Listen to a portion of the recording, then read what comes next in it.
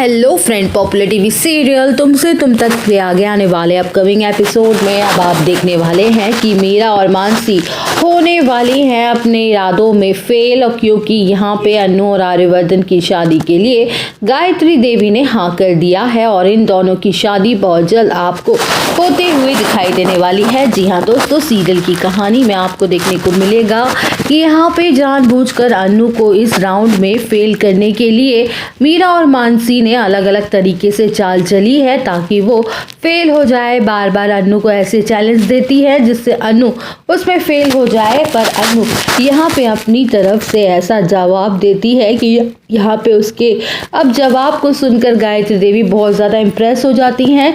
यहाँ पे देखेंगे कि अन्नू को पता होता है कि उसे क्या जवाब सुनना है, लेकिन फिर भी वह वैसा जवाब नहीं देती है। वो ऐसे जवाब देती है जो यहाँ पे सही लगता है, इन्हें इंडियन कल्चर के हिसाब से होता है। यहाँ पे अन्नू के जवाब को सुनकर गायत्री देवी बहुत ज़्यादा इम्प्रेस होती हुई दिखाई देंगी।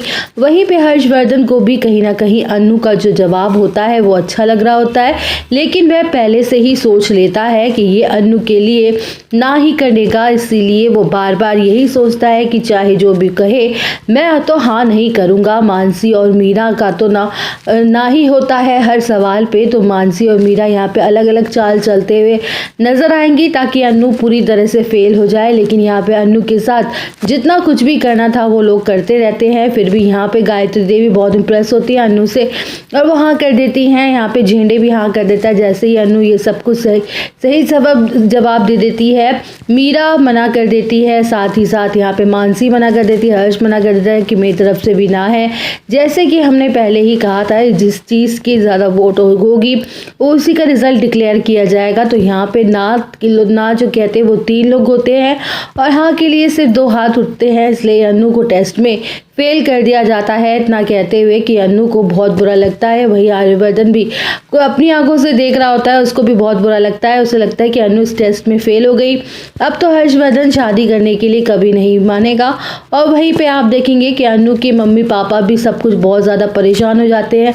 उसके बाद अन्नू इतना परेशान नहीं होती, उसके अन्नू को पता होता है कि जल्द ही हर्षवर्धन सर को एहसास हो जाएगा कि उनके घर की लायक हूँ मैं, ज़रूर वो हाँ करेंगे। वहीं तो मुझे भी ऐसे टेस्ट में फेल कर रहे हैं। उसके बाद अन्नू को टेस्ट में फेल करते हैं, लेकिन गायत्री देवी यहाँ पे फिर उनसे कहती है कि अन्नू में इतना अच्छा जवाब दिया था, मैं संतुष्ट हूँ। अन्नू जवाब ऐसे एक नहीं थे जिसके सुनकर हमने कुछ भी गलत लगे, और उसने बहुत अच्छे जवाब दिए थे। अगर तुम्हें लगता है कि अन्नू ने गलत जवाब दिए हैं किसी भी सवाल के, तो देखा जाए तो अन्नू ने जो कुछ कहा है वही चीज़ें हमने करनी चाहिए। ज़रूरी नहीं है कि जो रूल्स है वही हमें करना चाहिए। यहाँ पे गायत्री देवी अन्नू से बहुत इंप्रेस होती है। उसके बाद यहाँ पे सब लोग अपने अपने घर जाने के लिए तैयार हो जाते हैं। अन्नू को लगता है कि अब मैं टेस्ट में फेल हो चुकी हूँ, अब मेरा कुछ नहीं हो पाएगा। लेकिन वहीं पे हर्षवर्धन को कहीं ना कहीं एहसास हो रहा होगा कि मैंने अन्नू के साथ गलत किया है।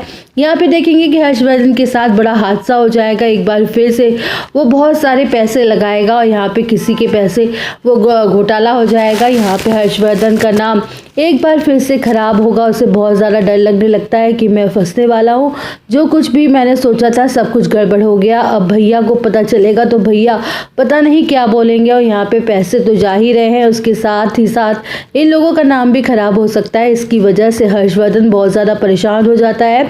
उसे लगता है कि जिस चीज़ के लिए मुझे अन्नू से हेल्प लेनी पड़ेगी, अब हर्षवर्धन पहुंचने वाला है अन्नू के मोहल्ले में। अन्नू जैसे ही हर्षवर्धन को देखती है तो शॉक्ड हो जाती है, वो यहाँ पे क्या आया है। उसके बाद उन्हें बुलाती है, बैठाती है। यहाँ पे देखेंगे बहुत घबराया हुआ होता है अन्नू के सामने, उसकी फैमिली के सामने कहने लगता है कि पता नहीं मुझे इतनी बड़ी गलती कैसे हो गई, मैंने ऐसे कैसे कर दिया, मुझे पैसों की कोई चिंता नहीं है, लेकिन हम लोगों का जो नाम है वो ख़राब होगा, मुझे कुछ समझ नहीं आ रहा कि मैं क्या करूँ। अन्नू यहाँ समझाती है कि सब कुछ ठीक हो जाएगा, मैं आपको समझाऊंगी क्या हुआ है।